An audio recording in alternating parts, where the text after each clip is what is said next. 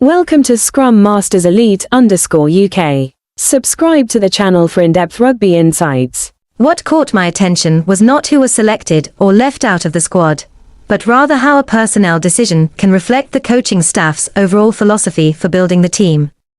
In elite rugby, especially for an ambitious national side like the Springboks, every selection carries a message. The omission of Handré Pollard, a two-time Rugby World Cup champion, from the matchday squad, after a performance that fell short of expectations, shows that past achievements cannot guarantee a place in the present. Previous accomplishments deserve respect, but professional rugby is ultimately a sport driven by current form, competition, and decisions made with long-term objectives in mind. I believe this is a decision that is both bold and risky. Pollard is not only an experienced player, but also a fly-half renowned for his ability to control the tempo of a match, remain composed under pressure, and make sound decisions.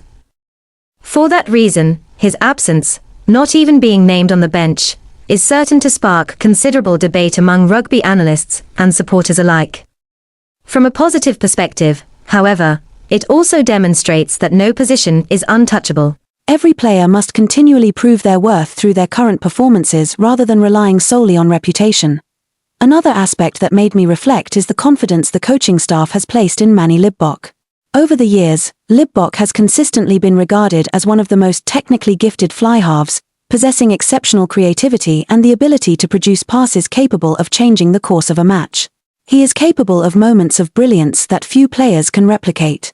However, alongside that talent have come persistent questions about his consistency and his ability to manage a game effectively over the full 80 minutes. This has often been the reason he has found himself behind more experienced options in the selection hierarchy.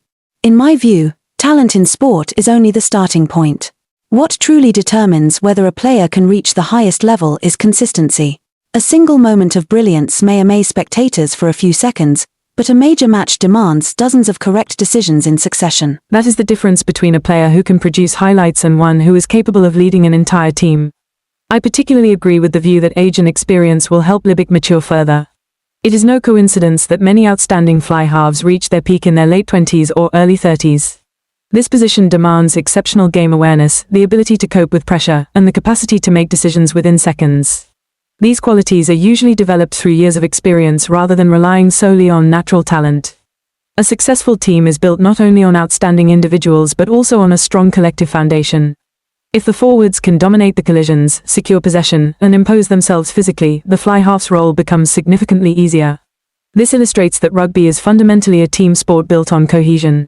No matter how talented a number the 10th may be, it is difficult for him to perform at his best if the players in front of him fail to create space and provide quality ball. At the same time, I understand why many people remain concerned about the lack of genuinely experienced backup options at fly-half. In major matches, injuries and unexpected situations can occur at any time. Being forced to rely on players who are not naturally accustomed to playing fly-half would significantly increase the level of risk. This may well be a calculated gamble by the coaching staff to assess Libbok's capabilities before entering even more important tournaments in the future. I appreciate how Pollard is discussed with genuine respect for everything he has achieved while also acknowledging his current form honestly. Likewise, Libbok is praised for his talent while his areas for improvement are openly recognized. This balanced approach feels fair and objective, allowing readers to form a more complete perspective rather than being guided purely by admiration or disappointment. The lesson extends beyond sport. In any field, past success is never a guarantee of future opportunities. To continue earning trust, everyone must keep learning, adapting, and proving their abilities. At the same time, younger individuals should remain patient with their own development. Not everyone achieves consistency immediately, but by continually gaining experience and learning from setbacks, opportunities will eventually come. Another lesson I take away is that maturity is reflected not only in technical ability but also in emotional control. The calmer an athlete remains, the more likely they are to make the right decisions under pressure. This principle applies not only to rugby but also to work, education, and everyday life. Composure can sometimes be even more valuable than talent. As supporters, I believe the most sensible approach is to maintain a fair and balanced perspective. We should not rush to conclude that leaving Pollard out was a mistake, nor should we assume that Libbok is certain to succeed. Sport is inherently unpredictable, and only performances on the field can provide the most convincing answers. Fans have every right to express their opinions. But they should also respect professional decisions and evaluate players based on what they deliver on the field rather than on reputation or preconceived expectations. I also hope that, regardless of the final outcome, both Pollard and Libbok will use this situation as motivation to improve themselves. One needs to prove that he is still capable of returning to the highest level, while the other must demonstrate that the coaching staff's faith in him has been well placed. It is precisely this kind of healthy competition between outstanding players that ultimately makes a national team stronger.